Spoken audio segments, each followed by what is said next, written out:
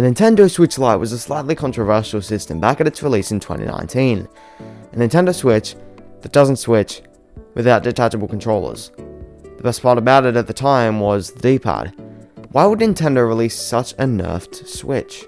Why would they put all their efforts into a system like this instead of a Switch Pro?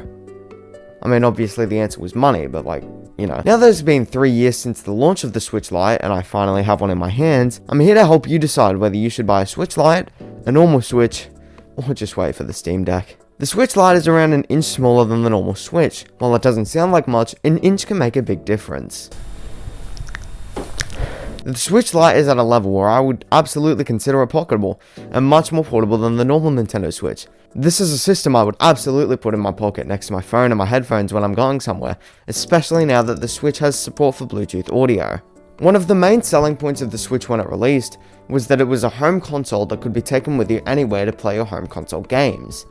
The Switch Lite takes that selling point and throws it out the window.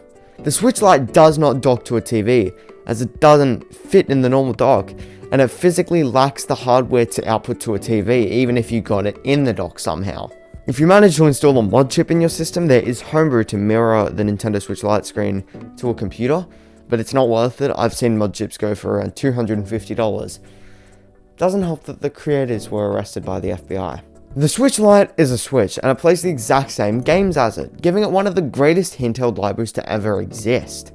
Most developers would normally make watered down versions of home console franchises to fit on a handheld. With the Switch, it's a home console, which means developers are making full home console games for the system instead of watered down games. These full home console games are then also available on the Switch Lite, making them fit in your pocket, assuming they don't need tabletop mode or have to be played in docked mode. One of the biggest complaints about the Switch Lite at launch was how it handled cloud saves, more specifically owning multiple Switches. As someone who owns a normal Switch for capturing gameplay footage or just playing on a bigger screen, and a Switch Lite for portability, I want my saves to go between my systems seamlessly. While some games like Splatoon and Animal Crossing still don't use the Save Data Cloud feature to sync saves between systems, most games do, and the system has improved a lot since the launch of the Lite. The Switch and Switch Lite will now automatically download new saves when the system is online and in sleep mode, where it used to only upload them automatically. If you're playing a game on your normal Switch and need to go somewhere with the Switch Lite straight away, it might be worth checking to make sure your save is properly synced to the Lite. But if you're playing a game on the normal Switch, like before bed, and then going to work with the Lite the next morning, it's basically guaranteed the Lite will have downloaded your save. It only takes a few minutes to do it automatically. While the cloud save feature is pretty good at the moment, owning multiple Switches can still be a hassle, mainly with the way digital games are handled. If you set up a Switch Lite, did the data transfer thing from your normal Switch, and then said that you'll still be using the other Switch in the setup screen, your Lite will be classified as your secondary Switch, which for me and other Switch dual wielders, it probably is. The problem is that the secondary Switch will need to connect to the internet every time you want to play a digital game to confirm that you own the game. Seeing as the Switch Lite is a portable system, that's obviously not good. You'll need to go into the eShop and set the Switch Lite as your primary system to be able to use it offline. This isn't personally a problem for me.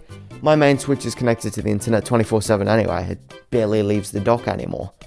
The only way this is a problem is that if you buy a game on the eShop on a web browser, it will automatically download to the Lite instead of the main Switch. I don't buy games through the eShop on the browser. I think I've done it once for Mario Maker 2. But for anyone else who uses that feature, it's something to keep in mind. If you own a Switch and you are happy with the size and form factor, you probably don't need a Switch Lite. There you go, it just saves you some money. I only bought a Switch Lite because I don't like the size of the normal Switch, and because I wanted to make a video on it. If you don't own a Switch and you want a dedicated handheld system and you want to save some money, go for the Switch Lite. If you see yourself wanting to connect this to a TV at any point for any reason, even if it's just into a capture card, go for the normal Switch. Also, if you want to use custom firmware at all, your best bet is an unpatched Switch from somewhere like eBay.